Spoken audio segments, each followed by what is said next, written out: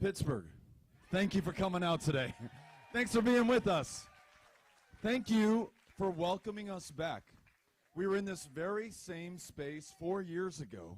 I don't know if you all remember that. You were here. It's where I finally learned what a hot link is. Didn't know what I was dealing with in El Paso. I come out to Pittsburgh and I do.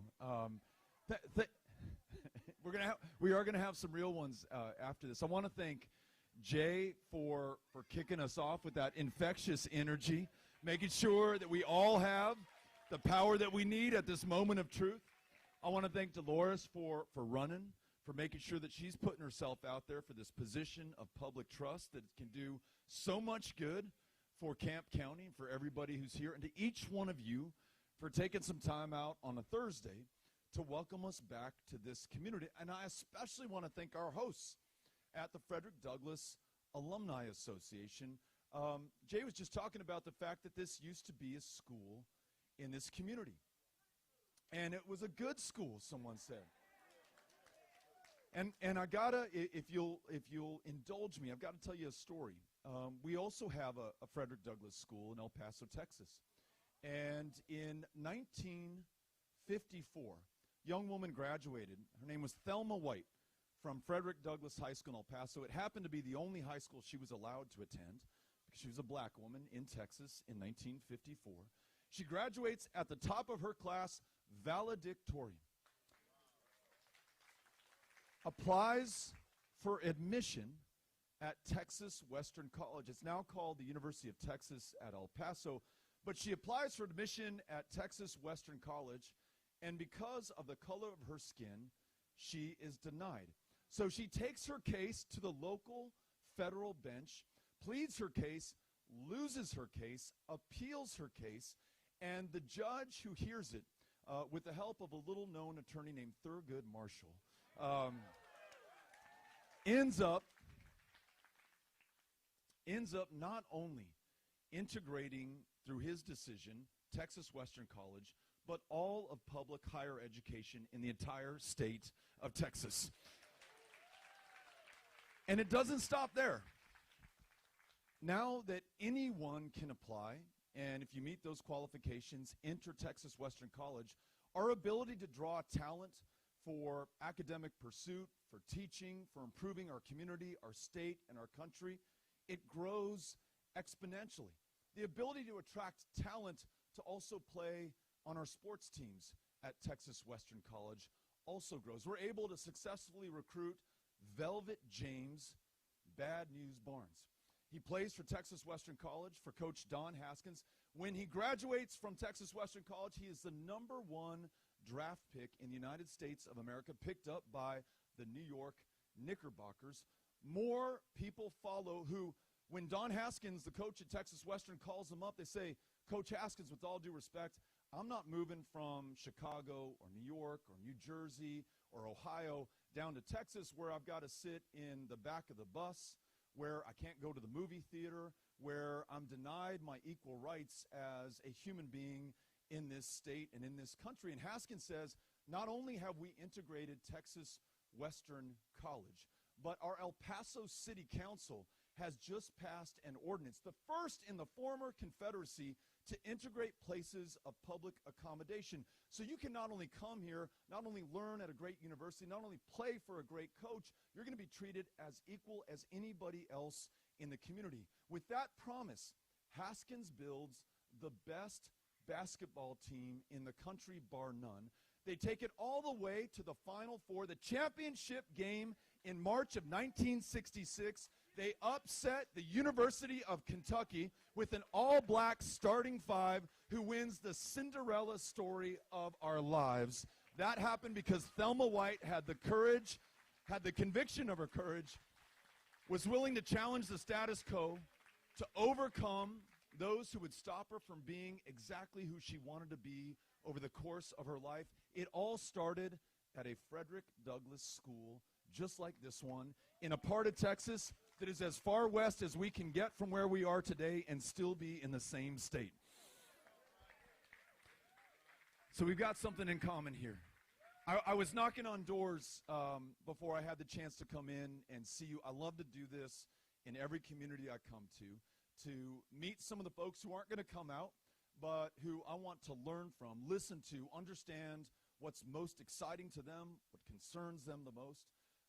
The first person to answer her door says, hold on a second, let me go in and get a mask. I just had a kidney transplant, and I want to make sure that I'm safe. And I said, absolutely, and I'm impressed that she even wants to talk to me at all. So she goes to get her mask. She brings her son out with her.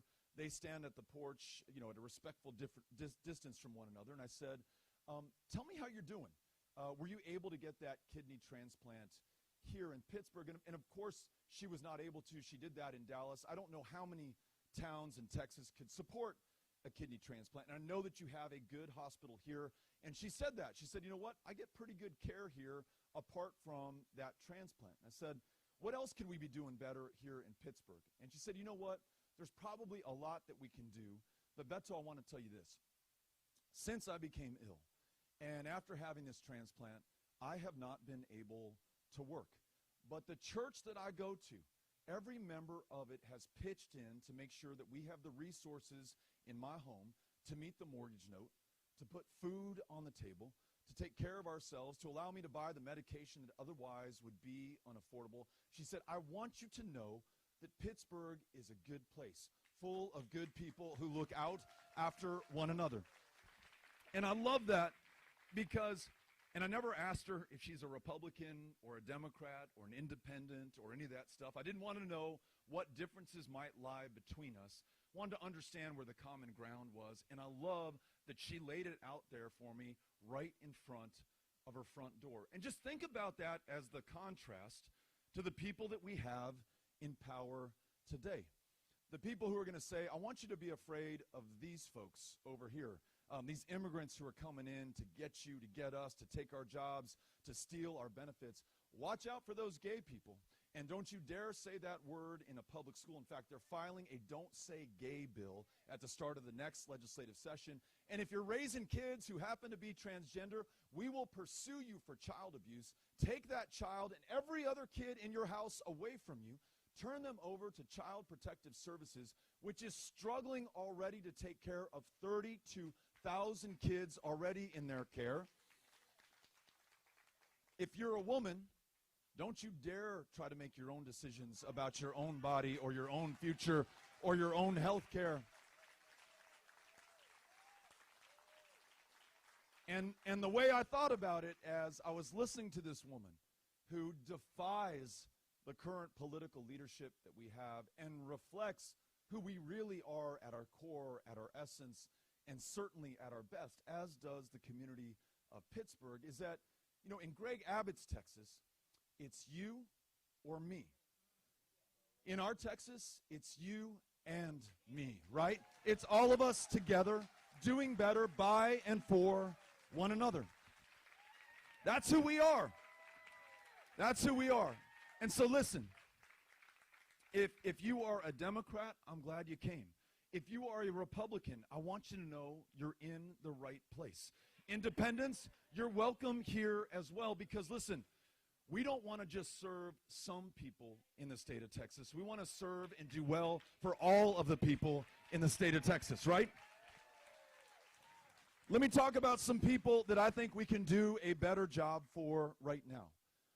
Though we are the 9th largest economy on the face of the planet, a $2 trillion with a T GDP, a biennial budget that's $250 billion a year.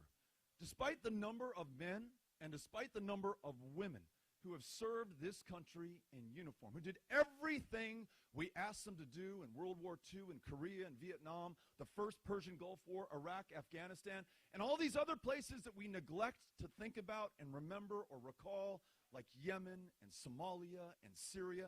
Everywhere we send our fellow Americans out into harm's way, they go out and put their lives on the line for all of us. They swear an oath not to the president of either party, but to the Constitution, to our democracy, to our way of life. And listen, if we're honest with each other, we would not be here but for their service and their sacrifice and their struggle. So I ask you, in this state that has such wealth, that has riches that surpass almost any other place on the planet. Why will there be veterans tonight who will be sleeping under a bridge, along the side of a road, in a public park?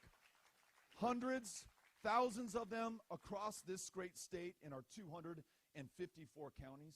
Why must those who come back from Iraq and Afghanistan have to negotiate, deal, argue with, and very often lose against the VA when they say, listen, I was exposed to God only knows what in that toxic burn pit. And now when I come back to this community in Pittsburgh, I'm having a hard time breathing here. Can you help me? And the Vietnam veteran steps up and he says, you know what, buddy? I waited 40 years for my exposure to Agent Orange to be treated as a presumptive condition for the cancers that my buddies died of, for the abnormalities that my kids were born with, and I'm not going to wait 40 years. I'm going to fight for you right now. That's why we're going to stand up a toxic burn pit registry right here in the state of Texas, get every veteran exposed to it on that list, connect them with the care that they need. We're going to spare no expense. We will lift every burden in front of us to make sure that every veteran has a roof over their head. They have a house and a home. Once you have that, pursuing a job, getting access to health care, raising your kids, going to work, starting a business, all of that becomes more possible.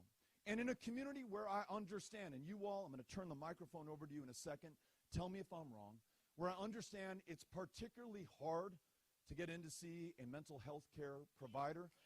The number of psychiatrists, psychologists, social workers, therapists is closer to 0 in this community than it is to 10 in this community.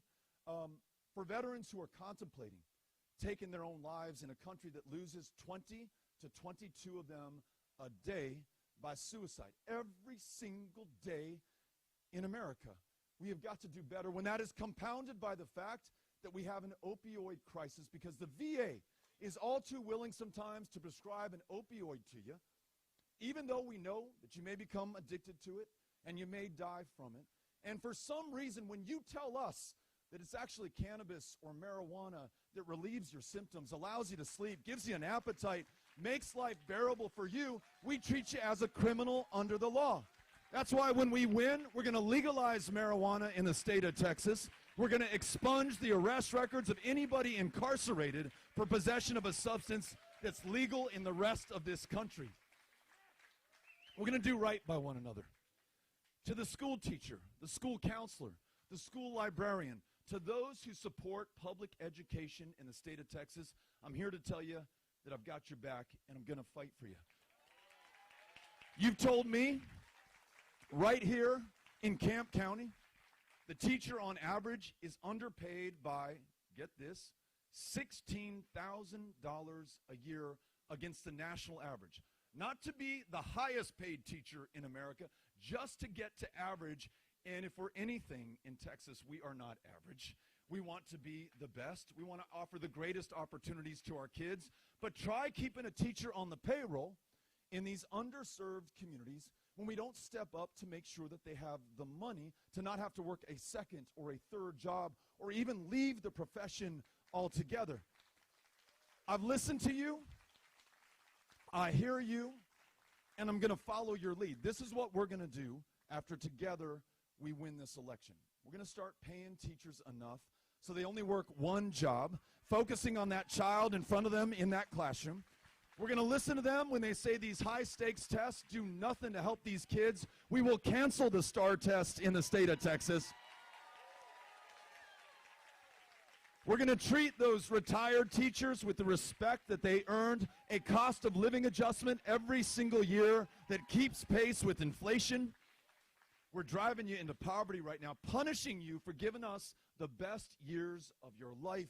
I can't abide that, and neither can you, so we've got to change it.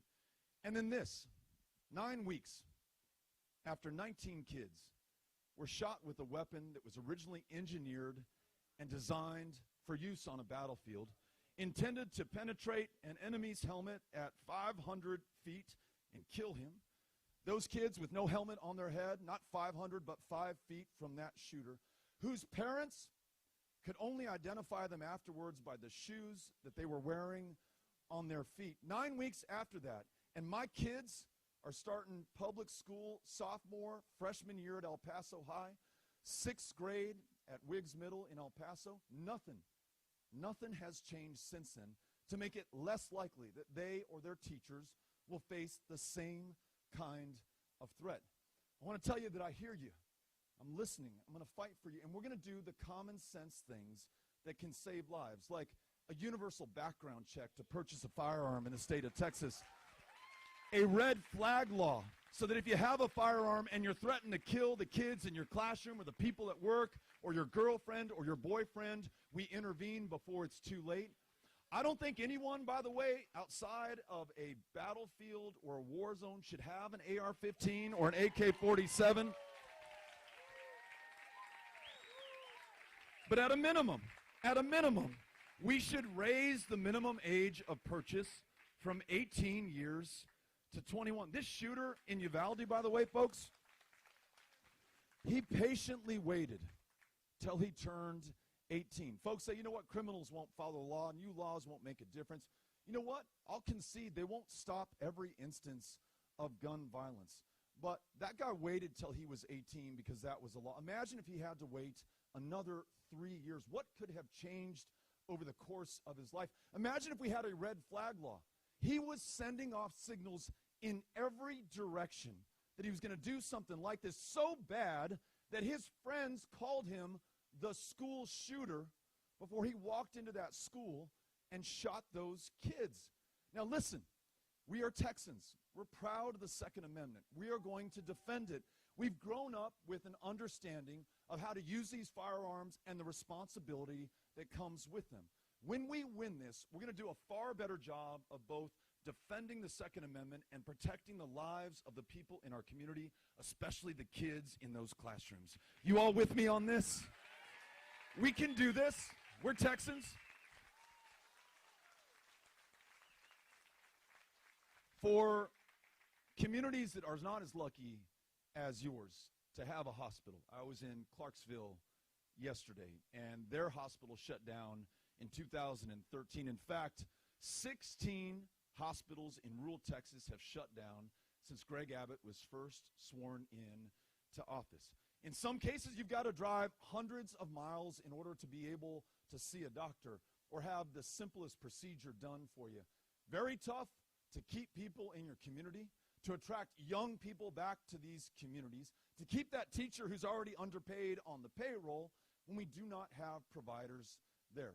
How do we meet that challenge? And the other one, which is that we are in a desert of mental health care here in East Texas, where the largest provider of mental health care services today is the county jail system, to the point that in Nacogdoches, a person will stand up and they'll say, hey, you know what?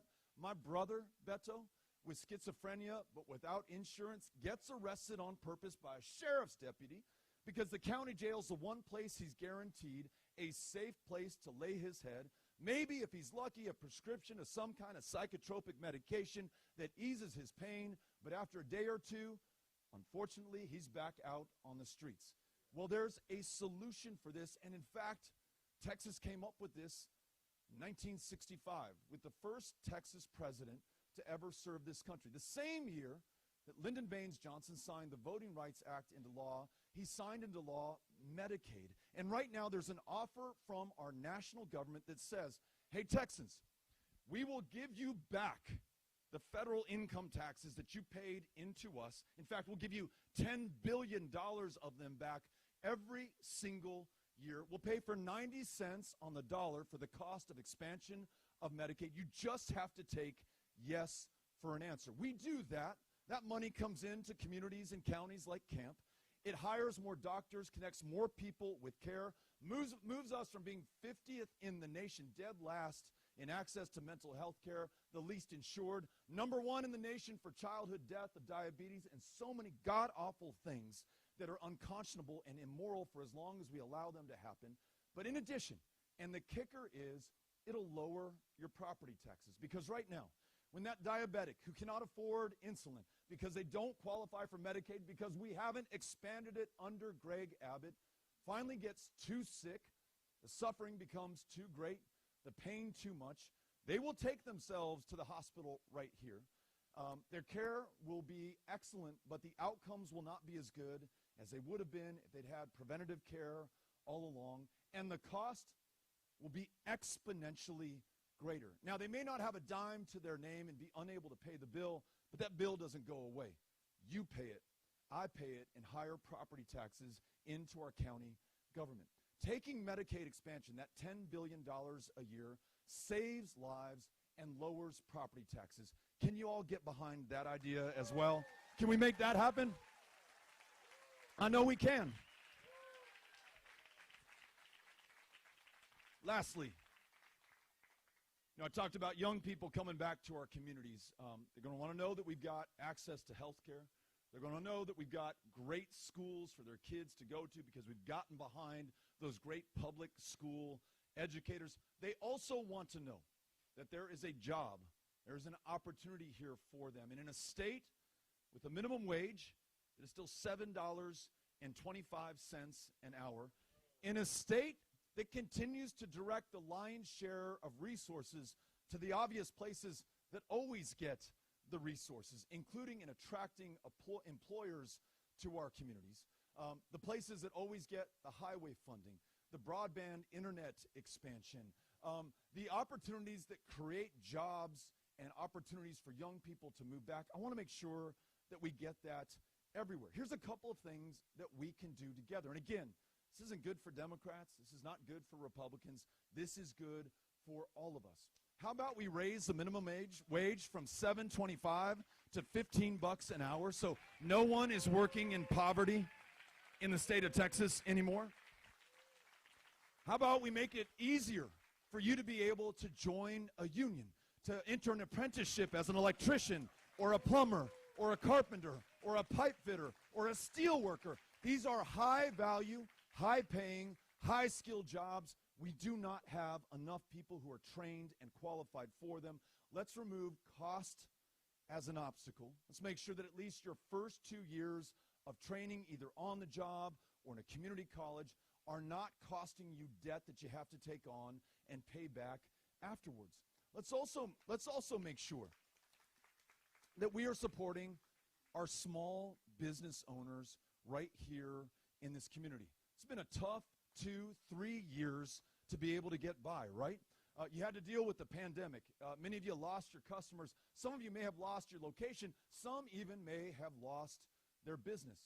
You are the lifeblood of the Texas economy. And right now, because of who calls the shots and the tune in our state government, these corporate donors who really pull the strings for Governor Abbott, that's who we're looking out for right now as a state government, when we should be looking out for you, making it easier to hire people, extending services to you, bringing down the cost of owning that business, reducing your property taxes, reducing your utility bills, which are among the fastest growing in the United States of America today. I want the best jobs found in this country to be found right here in Texas, to be created in communities just like this one in Pittsburgh. So when you leave here and folks ask you what we talked about today, say, look, this guy is for all of us. He wants to focus on world-class public schools.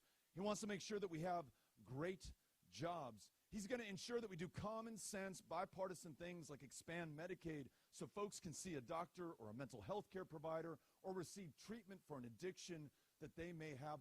All of us can get behind that. There's going to be a lot that we disagree on, right? No two people will agree on everything all the time, but there's this much common ground right now. Let's seize it. Because on the other side, they want to define us by our differences. They want to sow division and hatred and fear at every turn. That's not who we are. We're not based on or founded on fear. We're founded on hard work and determination and creativity. A state that's big, but big enough for all of us, regardless of our differences. We're going to come together and do great things in Texas again. As I turn the microphone over to you, I'll make this appeal over the course of the conversation. If you care about the things that we're talking about, if you want to make sure that we win on the night of November 8th, I'm going to need your help. We're not going to win this through the candidate alone or the political party to which he may belong. This can only be won by the people of Pittsburgh. And so in addition to voting and making sure that the people in your life are registered to vote, there are a number of volunteers in the room right now who have these yellow vests on. Just like Vanessa, they're holding up these clipboards where you can sign up to have conversations with your neighbors, with the people who live in this community, just like I did earlier with the woman who just had that kidney transplant. That conversation was one of the best parts of my day for sure. She welcomed me into her life, told me a story that made me even more proud of Pittsburgh, and she also told me that she's committed to voting for us in this next election. Listen, she may not see the television ad that we put on air.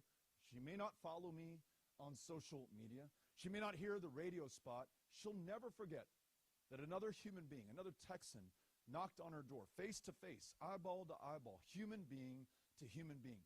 That is powerful stuff. And when you're willing to do that in this community, you're going to bring in the voters who have not been heard from, whose votes have not been counted in previous elections because no one ever invited them in. So if you get a chance before you leave today, please sign up to volunteer with one of these great folks in a yellow reflective vest.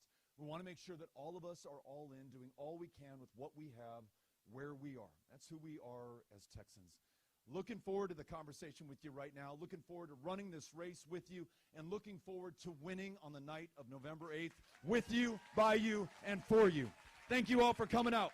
Very grateful to you. Cynthia Cano. All right, Cynthia's got a microphone. If you raise your hand, she'll bring it over to you. We want to take questions from everyone. All we ask is that the questions or the comments or the ideas be offered in the spirit of respect. You don't have to agree with me. We want to make sure we learn from and listen to one another, find that common ground, but let's try to be respectful. Ms. Cano, here you go. Yes, and if I could add one more thing, if we could keep it to one question per person, I can get to more folks that have a question. It's a great idea. Great idea. Hello, my name is Natalie Flores, and I live in Mount Pleasant, Texas. I moved to Tyler probably about 2 years ago, but moved back about 2 months ago. In Tyler, I had started or helped start a nonprofit for, period poverty. Basically, we get donations from the public and stuff, and we donate them to like jails, shelters, etc. What is your stance on combating period poverty? Did you say period poverty? Okay, tell me a little bit more about that, and everyone else here. I want to make sure I understand what we're talking about. Period poverty is a lack of access to menstrual products, hygiene facilities, waste management, and education. Great. Well, first, because you're leading on this issue, first thing I need to do is just follow you and make sure that I understand this better, learn from what you've been able to do in the community so far, and see how we can craft public policy to support more women the same way that you're doing right now. Poverty and fortune and luck and what you have in the bank account or what you're missing from the bank account should not determine your opportunities or options in life, including just being able to take care of yourself. When I think about the fact that, as you just made us aware, that there are many women in Texas who, but for you, cannot do that right now, it means that we can do a better job going forward.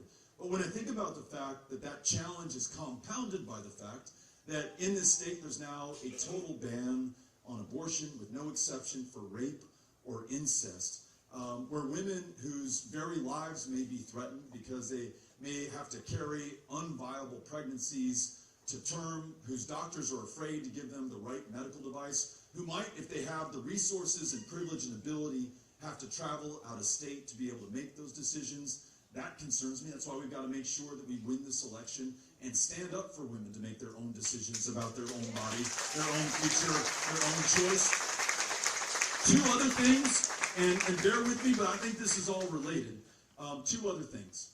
A woman on average in this state is paid a fraction of what a man is paid in the state for the same work, very often the same employer offering the same value. So making sure that women are truly treated equally in the state is important. And the last thing is childcare. Now, why am I talking about childcare?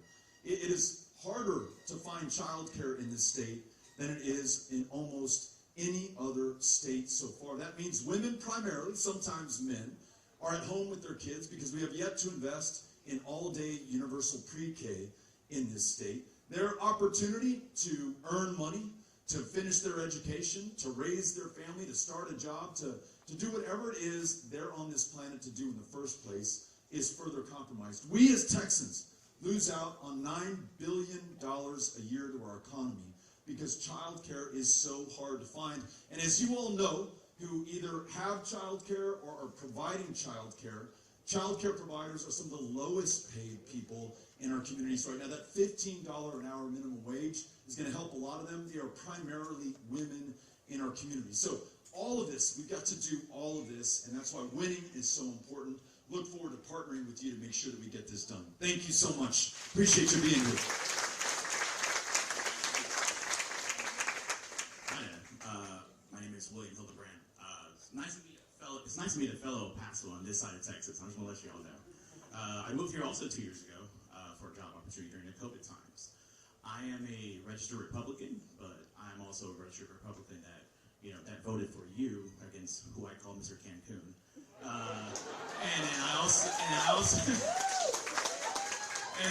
voted for you. I'm also one of the few registered Republicans that actually voted for our current president in the White House. My question to you is, and this is going to be a little,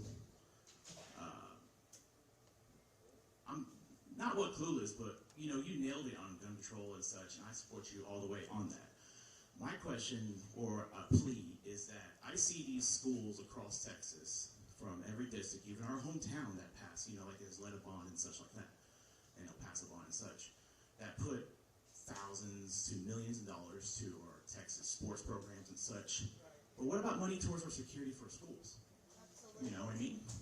I see a recent article that a school district in Dallas, about $20 million around there towards your district for their sports. But where's the money for security? That's my question. Thanks for asking this. Listen, we need a governor right now who's going to partner with us at the local level. We got a governor right now who fights with us at the local level, who prevents school districts from making their own decisions.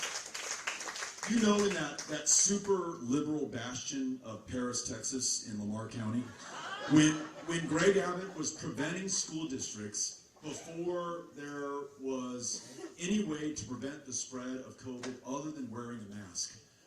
In Paris, Texas, probably one of the most conservative places in America, if not the planet, that school board had to include masks as part of their dress code. They had to slip in under the radar of Greg Abbott because he was fighting them. In our mutual hometown of El Paso, Texas, we became the deadliest place in America for COVID fatalities over the summer before last, in large part because our county judge had to fight our governor every day. Our judge was trying to keep the people of El Paso County alive because we set up not one, but 10 mobile morgues. So many people dying so quickly in my community. We had to call in the guard to move the bodies. And my judge in my hometown, who knows us better than anybody else, had to fight with our governor who would not allow him to implement the public health safeguards that could have kept people alive. So when it comes to security at schools, the parents at these schools, the teachers, the principal, the administrators, the janitorial staff, the kids, the teachers, they understand what those schools need more than anyone else. Let's listen to them, partner with them, follow their lead. And when it comes to investing resources in public education, in addition to paying those teachers more and making sure that we're improving outcomes when it comes to reading and writing and arithmetic and athletics, as you mentioned, let's also invest in some of the things that some of our rural and underserved communities just don't have, like an arts education, like music education. Like, I met a theater teacher at one of these town halls, and she said, you know what, Beto? You may think this is unrelated, but she made a connection that landed home with me. She said in theater, we invoke our empathy, and we learn to see things from somebody else's perspective. And when we do that, you're not my enemy because you're a Republican and I'm a Democrat, and you're East Texas and I'm West Texas.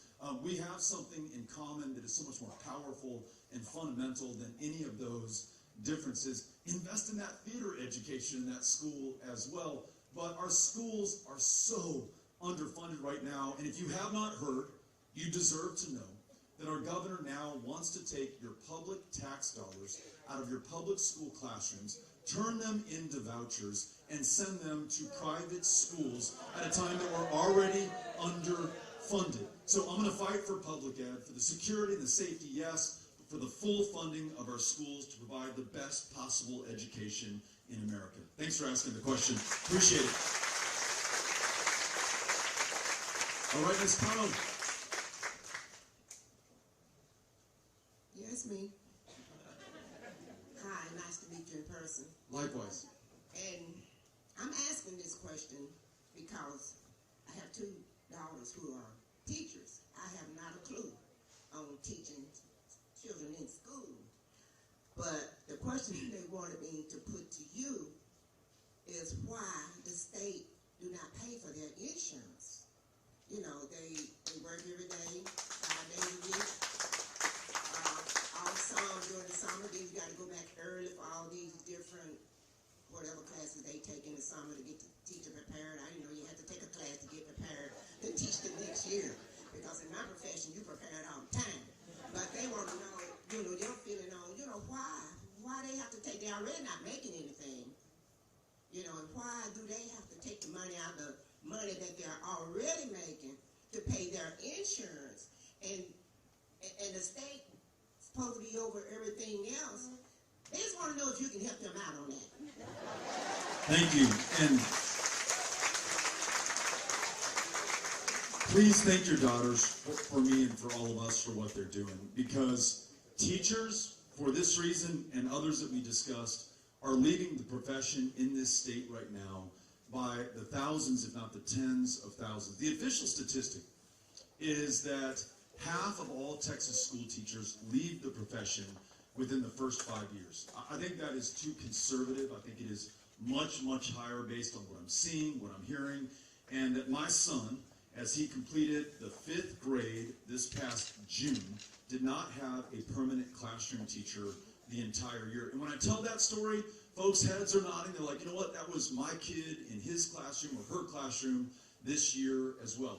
You know, God bless the subs for coming in and filling that gap, but we need to hire and retain more of these teachers. Now, when we underpay them, when we treat them with disrespect and don't allow them to teach the story of Thelma White that I just told you, the 1954 graduate of Douglas in El Paso who integrated public education. You know, a teacher may wonder, am I allowed to teach that now because of this fear of CRT and the governor telling me what version of history I can or cannot teach? When you're asked to turn in the parents of the transgender child in your classroom, when you're treated with this level of disrespect, it's no wonder. But then, think about the financial toll this takes. I mentioned retired teachers not getting a cost of living adjustment since 2004. There's also something that the retirees in the room have heard about called the Windfall Elimination Provision, WEP. Now, what this says is that if, in addition to teaching in your public service, you also worked quarters in the private sector, you paid into Social Security just like every other American, you do not get the money back when you are retired. That is so screwed up, and at some point, we got to go check the tape on this. Maybe teachers in Texas were just getting filthy rich, right, off their retirements, just living by the millions and billions of dollars coming in, and so we had to put this WEP in place. But it's ridiculous, and we got to remove that and ensure that you can earn back from what you paid in. And on insurance, you know, teachers have some of the worst insurance when they do have insurance in the state of Texas. Many of them don't use whatever meager insurance they have because the deductible, the copay, it's just too much, and they just say, the heck with it, I'm just going to try to stay healthy, keep my fingers crossed, hope that I win the lottery. A few years ago in Weatherford, Texas, a school teacher came down with the flu. She did not have the $119 in her bank account, which was the copay for the flu medication that she needed, and she died of the flu in the 21st century in the state of Texas. After giving literally the best years of her life to those kids, she lost her life, not because we lack the resources, but because we have yet to find the political will to step up and be there for her. So, yes, let us improve the health insurance that our teachers need, literally, to be well enough and healthy enough to deliver that education to our kids, in addition to all those other changes that we need to make. Thank you for asking.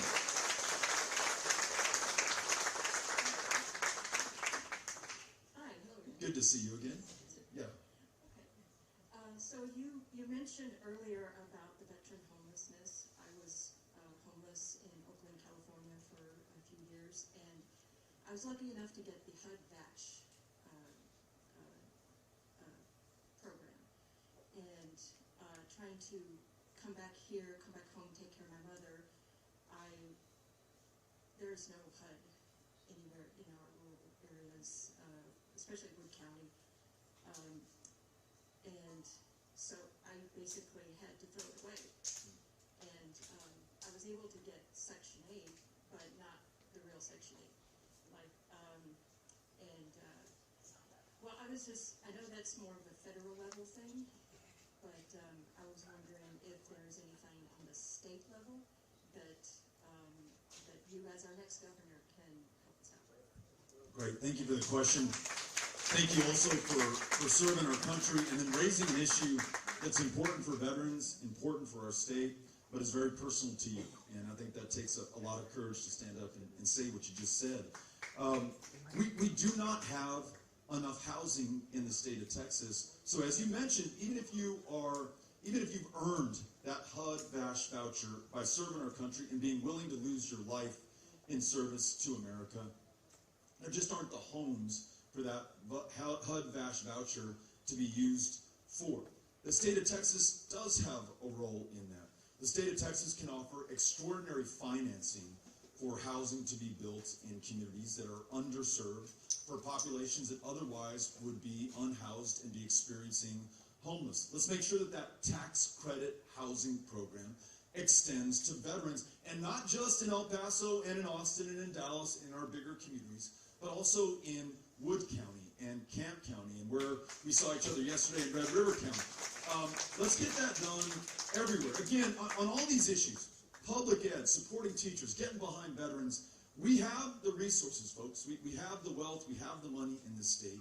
We just need to direct it towards those who really need it right now, especially when they are serving us in the classroom or out there across the world in the interests of this country. So you've got my commitment to do that. We will partner with the federal government and the VA to get this done the same way we will on that toxic burn pit exposure registry, the same way we will on mental health care access for veterans who can't get into the VA today. We're going to open up state-supported facilities, and we're going to also connect with private providers to get that done wherever you live in the state of Texas. So you did your part for us. Now it's time for us to do our part for you, and we will. Thank you. Appreciate that. Thank you. Hello, everyone. I'm Jamal J.J. Jefferson, and I've been outside talking to our fellow Republican brothers and sisters because the thing I love about Beto, he's about unity. He's doing the work that no other governor has done ever, so give him a round of applause. Thank you, J.J. And I have a question. My question is this. We know half of the state don't participate in voting. We're so divided and people have lost all hope. As the next governor, I see the work that you're doing and people are paying attention. But what is that nuclear bomb that you're going to drop on the hopeless Texans that are looking for the next leader, which I'm hoping that is you? Jamar, thank you for being here. And you all know this. I don't know if he said it in his introduction, but he's running to represent this community in the United States Congress. I think you make an excellent member of Congress. Every town that I'm in, he's in. He's there before I get there. He's there long after I leave. He really means it. I love that you posed the question in the form of, or the context of our democracy. I keep talking about veterans. I mentioned at the outset we wouldn't be here but for those who are willing to sacrifice, and in some cases did sacrifice their lives for us. We go back to World War II. We think about those men who landed on those beaches in June of '44. You know, all of whom came from Texas, Republicans, Democrats, Christians, Jews, Muslims, atheists alike. The differences didn't matter. They all bled red. They were all Americans. Every one of them went over. Not every one of them came back. And why did they go? They went to fight fascism and protect this democracy here at home. Our ability to vote, to freely and fairly choose those who will represent us and serve us and to hold them accountable. This doesn't happen almost anywhere else in the world or over the course of human history. I mean, it was thousands of years, literally, where democracy was extinct on this planet before it was revived in America in the 18th century. Deeply imperfectly, right? You had to be a white man. You had to own property if you were going to vote back then. The franchise was expanded steadily over the time, nowhere more so than during the presidency of the first Texan to hold that office. I mentioned LBJ signing the Voting Rights Act into law in 1965. So those veterans and those civil rights and voting rights marchers who forced, frankly, LBJ to do the right thing, who gave him the power at the moment that he needed it, and he admitted just as much. In that speech in March of '65, where he convenes a joint session of Congress, he points to John Lewis, who the week before, on Bloody Sunday, at the tender age of 24 years old, attempted to cross the Edmund Pettus Bridge in Selma, Alabama, was nearly beaten to death for doing so. And Johnson put him in the same line of those who fought at Concord, those who were there at Appomattox, those who were there at every major turn of this democracy. Well, Jamar, we're at a major turn for this democracy because in the state of Texas, it is harder to cast a ballot, it's harder to register to vote here than anywhere else in America. 13% of the mail-in ballots were rejected last March. You know, that was just 4 months ago. 13% of those who tried to vote by mail, their ballots were rejected. And to bring this full circle, one of those ballots that was rejected, a 95-year-old World War II veteran. Tell me there's someone who has earned the right to vote more than that man had. And he couldn't vote in this state, in this very democracy. So how do we bring this home to hope? Well, you were with me yesterday in Clarksville when Patty introduced us, and she used the word hope, but she said, you know, hope can be something passive, like, I hope it gets better.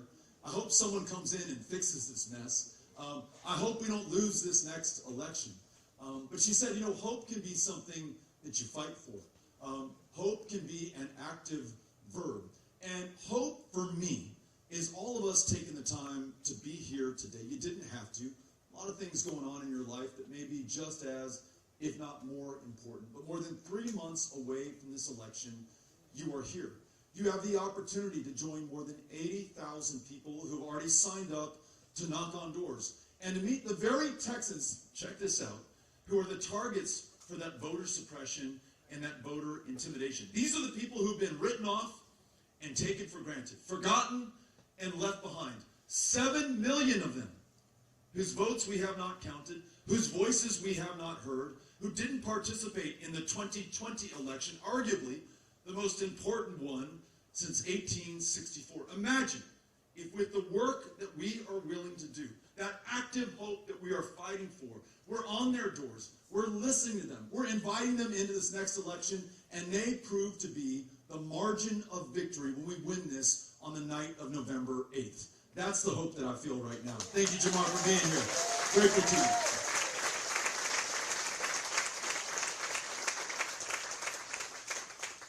How you doing? I'm Angela Watts. My question goes back to the gun control and the red flag warnings. Is this going to lead to the no-knock warrants and stuff that, you know, that's a problem? The police coming in on people unannounced in the wrong house. And is it going to lead to, I'm mad at him, so I'm going to call the law and say he's got guns and he's crazy? How are we going to prevent this? Yeah, this is a great question, and I love that you have brought in what we've learned from the war on drugs, where when we're pursuing people for possession of marijuana, we're knocking down their doors, we're coming in fully armed for war, and very often getting the wrong person in the wrong house, and all too often someone loses their life in the process. So what I learned from that is there has to be extraordinary due process, vetting of the facts. This can't be something that happens solely based on the whim of one person against another person. I use the example of Uvalde, where when that young man who shot those 19 kids and killed them and those 2 teachers and injured many others, The fact that he was sending off signals that he was going to do this, and his friends were picking that up, and not just one friend, and not just one person, and not just somebody who had a grudge or a grievance, but a lot of people who said, hey, something's not right here. So bad, they started to refer to him as the school shooter.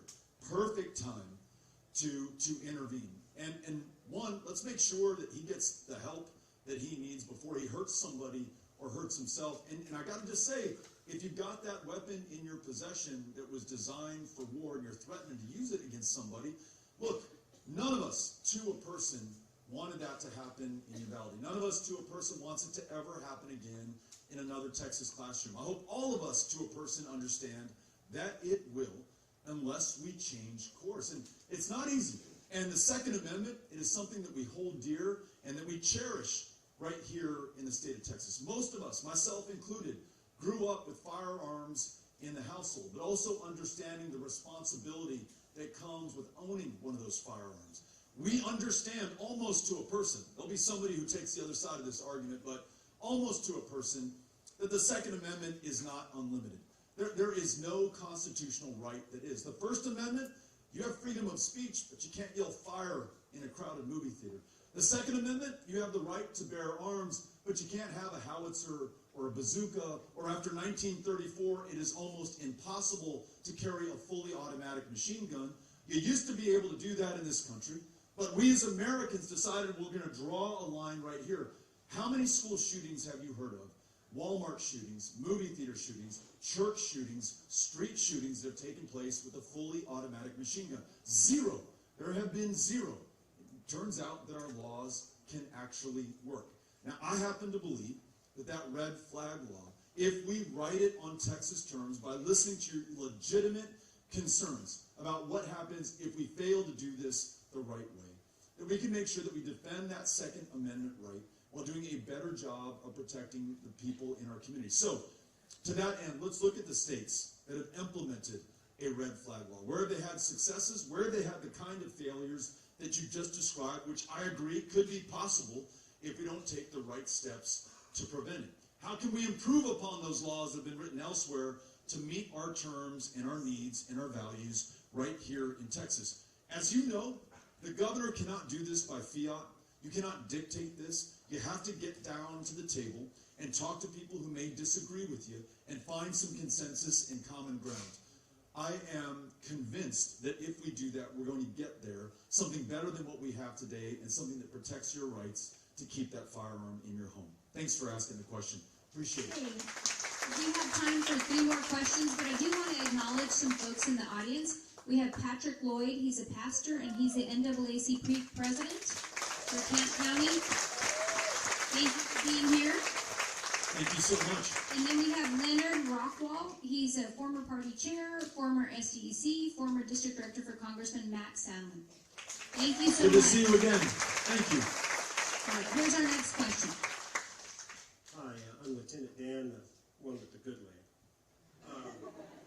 Your so-called weapons of war, how do you propose to take those out of the hands of we the people without turning us into criminals? Thanks for asking the question. As I mentioned earlier in response to this question about the red flag law, we're going to have to find a way to work together to address these issues. Where I see the greatest common ground right now on AR-15s and AK-47s is to, at a minimum, raise the age of purchase from 18 to 21.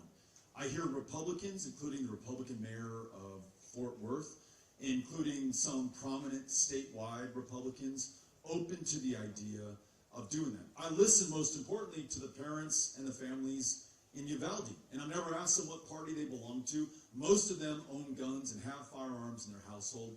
They've seen what happens when that 18-year-old can buy 2 of them and hundreds of rounds of ammunition. So whatever we come up with is going to be the product of listening to one another, finding some consensus and common ground, and being able to move forward. That's the way I'm going to approach this and every single issue as governor. Thanks for being here and asking the question. Appreciate it. Hi, Monica Collins. I brought my 17-year-old daughter because she was interested in what you had to say as well. When's her birthday? December. She won't be there. But she's very interested in her future in Texas, so she wanted to hear what you had to say, and she's very interested in women's rights. So we're very happy with what you have to say. A couple of things I haven't heard you talk about and discuss. I do animal rescue, so I'm very interested in the animal abuse laws for Texas, which are almost nothing. And I'm also interested in the environment, which I haven't heard you say a lot about.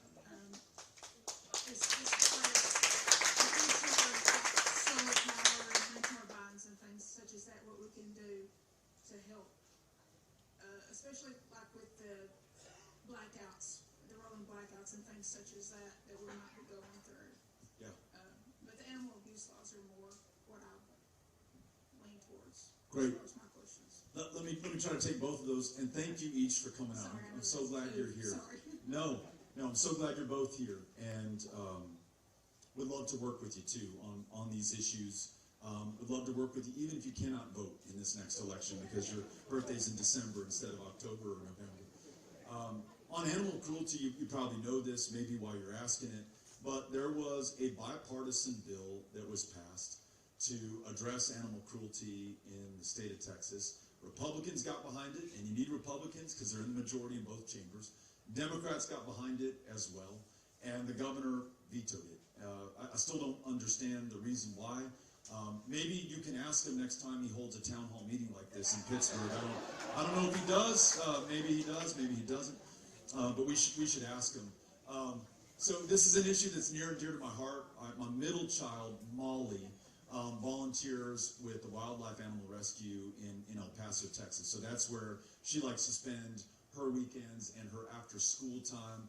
We have fostered some of these animals in our backyard, ducks and pigeons and different things that we've rescued along the way. So I know that we can do better. And again, I know that is a bipartisan value. You're going to find folks all over the state who want to see us do that. Yesterday in Clarksville, I was asked about the FFA programs and how we improve funding. Someone was asking about education earlier. How we improve funding for that. It's so important to who we are, to the livestock that we raise, the food that we produce for the rest of this country right here in the state of Texas, and the crushing leverage that these corporations now have in this state. You think about the fact that there are 3 corporate slaughterhouses, for example. So anybody who is in ranching or raising cattle, you know the margins that you're having to work with right now as your price of fuel and feed and fertilizer all going through the roof right now. We've got to do better on that side of the issue as well. When it comes to the environment, understand that as lush and green as this community is, we're also going through an historic drought at this moment. Not too different from what I see in the Panhandle, cotton-growing country that produces the fiber that literally clothes the world, the largest cotton patch on the planet, found right there in the lower part of the Panhandle and in West Texas. They're also going through drought.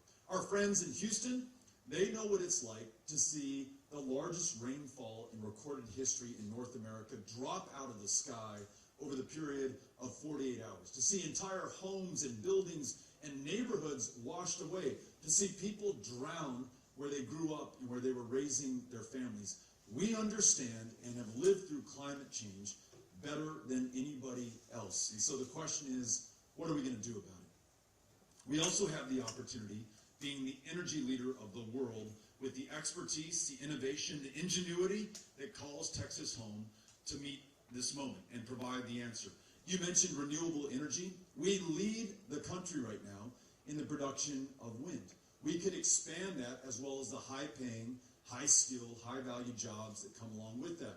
We could expand solar, hydrogen, geothermal, battery storage. Not only are these things good for jobs, not only are they great for the climate and confronting climate change before it is too late, not only do they give us pride of place in leading the energy revolution going forward, they're also going to deepen the tax base in our communities. Going to Roscoe, Texas, where the skyline is just dominated by wind turbines. Those turbines pump so much money into the tax base. Every kid in Roscoe, Texas graduates high school not just with a diploma for being 18 years old and completing their senior year, but 2 years of college under their belt, some with a remote FAA pilot's license to do the remote drone inspections on those wind turbines there. So this is for economic prosperity. This is for global leadership. This is for meeting this challenge before it's too late so that we can meet the judgment of our kids when they look back on this moment and say, hey, the window was closing. What did you do? I want to know that you stepped up and did the right thing. That's what we're going to do together here in Texas. Thanks for asking the question. Appreciate it. Okay, I have two more questions to your left. Two more questions. Hi, sir. My name is Guadalupe Garrett, and I live in Mount Pleasant, Texas. And my question is, after you become our next governor, what did you try to protect our borders so the cartels from Mexico and the cartels from the United States don't get rich from these people that die when they cross the border, just to try to cross the border on the river or in the trailers. They die after they pay more than $15,000 per person in each trailer. And sometimes it's more than 100 people in each trailer. And it's like, in the border, nobody see those trailers. It's like invisibles, like a ghost, and people die. But the cartels in the United States and Mexico, they get rich from those deaths. So my question is, are you going to try to do something about it, or Texas is going to continue let these people die on the trailers? Guadalupe, thank you for being here.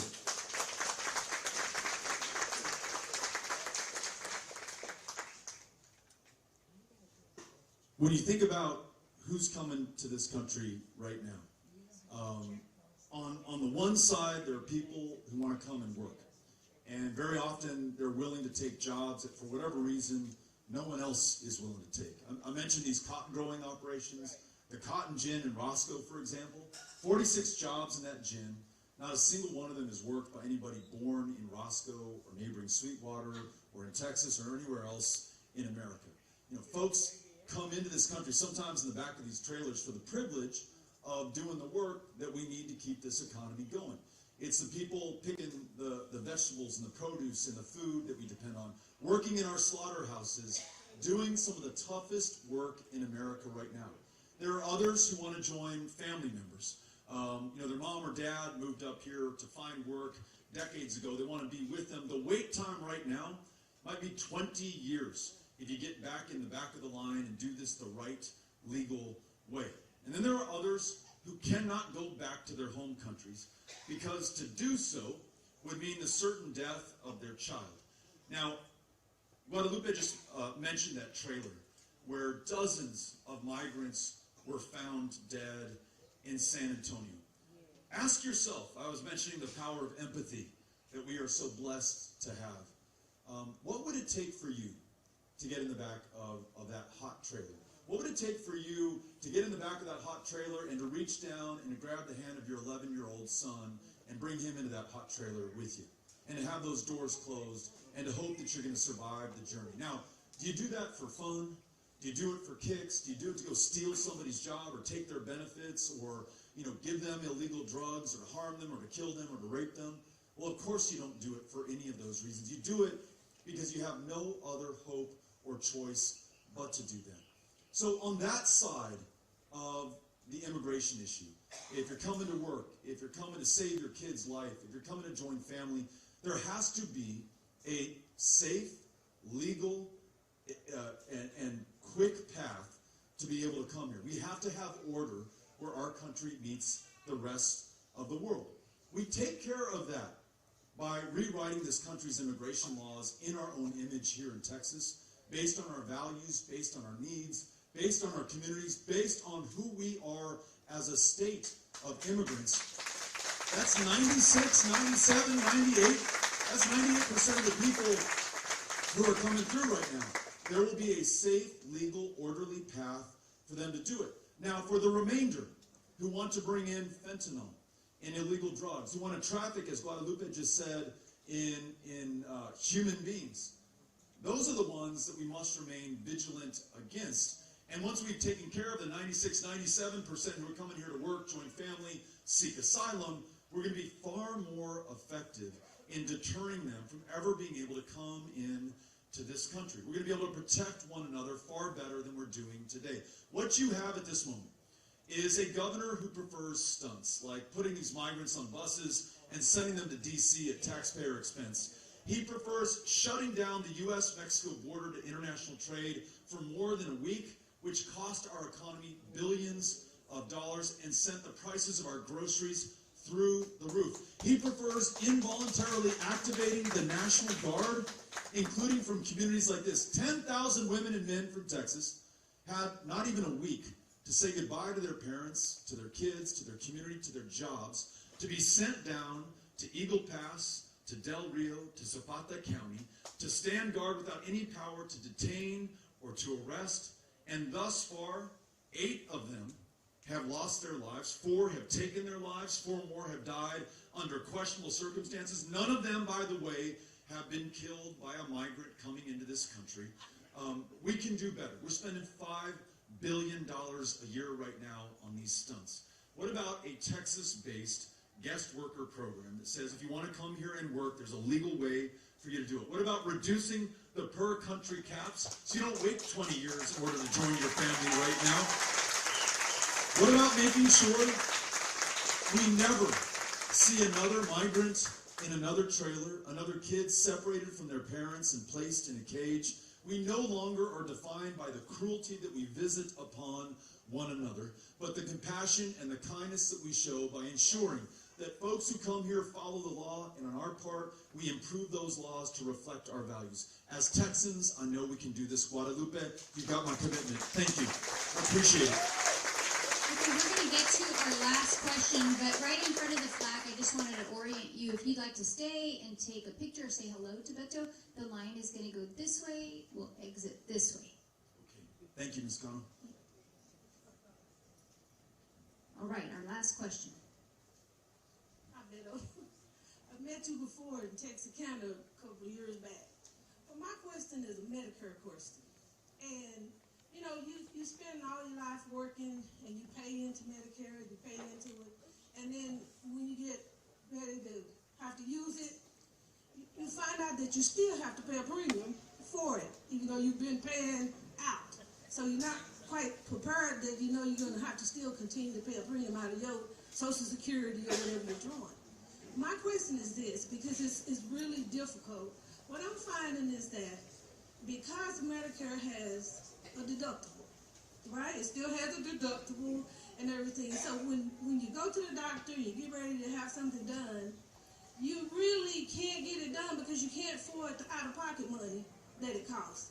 So is it anything that we can work towards or something to get rid of that deductible that we have to pay for that? Because it's just ridiculous. You're still not going to get health care because you can't afford to pay for whatever that procedure is, because they say you got to pay this up front. You got to have all of it. So that's my question. Is it anything? I know Medicare is a kind of complicated thing. And also the fact that Medicare has pretty much outsourced it to the insurance companies. Yes. And that to me is terrible too, because I'm not so happy with health insurance companies and their process and the way they do. And I don't know why did they have to do that? Why did they turn it over to the insurance companies? Which limits how many providers you can choose from. Thank you for being here. Thanks for asking this question. You're absolutely right. You paid into this every working day of your life. Now when you're of an age where you're supposed to enjoy that earned benefit, not a handout, not a giveaway, something, again, that you invested in and paid for, if you're unable to use it, not only is that an injustice, but if you defer treatment and preventative care, at some point you're still going to need it, and even if you do not have the resources to pay that deductible or that copay, you're going to take yourself to that hospital, and again, outcomes not as good as they would have been otherwise, cost far more expensive, and all of us are on the hook to pay it.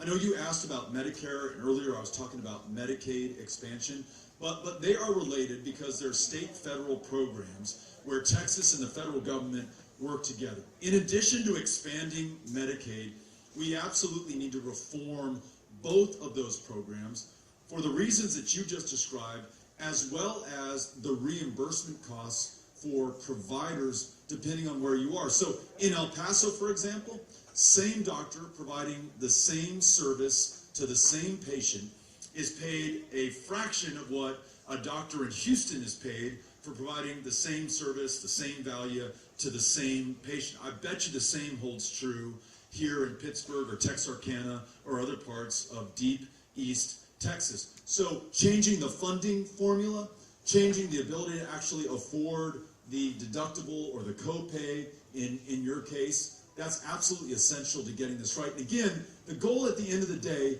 is not easy street for anybody. It's not a handout for anybody. It's to make sure that these programs really work and that you are healthy enough and well enough to continue to contribute to the success of this community. Because here's the alternative. You become too sick because you can't get into that doctor to work.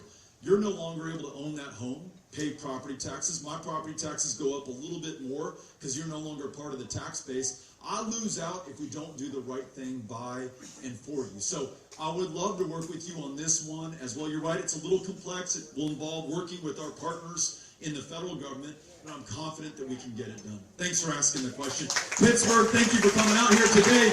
Very grateful to you. Wonderful hospitality. Jay, thank you so much. Amazing. Thank you.